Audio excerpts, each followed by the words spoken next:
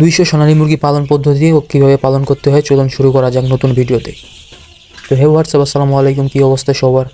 Agro plus BD চ্যানেলে সবাইকে স্বাগতম। তো এখানে দেখতে পাচ্ছেন, এখানে আমাদের সোনালী মুরগির বাচ্চা রয়েছে 200 পিস, যেগুলোর বয়স আজকে দিয়ে 13 দিন হচ্ছে।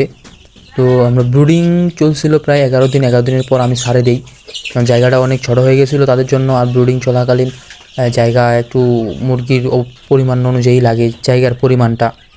আজকে দিয়ে 13 দিন বয়স, আলহামদুলিল্লাহ 2টা ভ্যাকসিন কমপ্লিট, মুরগিও সুস্থ আছে আলহামদুলিল্লাহ।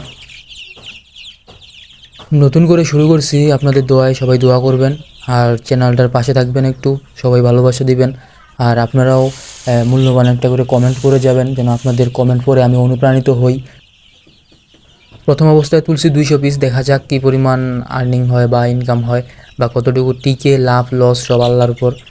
ব্যবসা মানেই লাভ লস, সেটার ভয় করলে হবে না, তবে এগিয়ে যাইতে হবে। আপনারা যদি পাশে থাকেন ইনশাল্লাহ সব হবে ইনশাল্লাহ।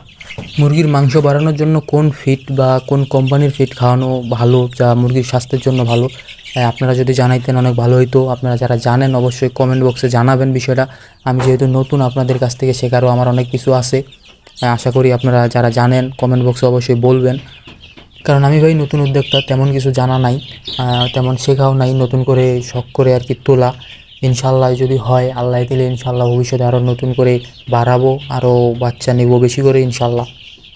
আপনারা একটু পাশে থাকেন, ভালোবাসা দিয়েন আর আপনাদের মূল্যবান মতামত একটু কমেন্টে জানাইয়েন। আর কে কোন জেলা থেকে ভিডিওটা দেখতেছেন, আপনাদের খামারের নাম কি, অবশ্যই কমেন্ট বক্সে জানাবেন, যেহেতু এটা আমার প্রথম ভিডিও। পরবর্তী ভিডিওতে আপনাদের সবার কমেন্ট তুলে ধরা হবে ইনশাল্লাহ। তো এই ছিল আজকের ভিডিও, তো নতুন ভিডিওতে দেখা হচ্ছে আর আপনাদের কমেন্টও তুলে ধরা হবে। সবাই অবশ্যই কমেন্ট করবেন, আপনাদের কমেন্টের অপেক্ষায় রইলাম। সবাই ভালো থাকবেন, সুস্থ থাকবেন, আল্লাহ হাফেজ।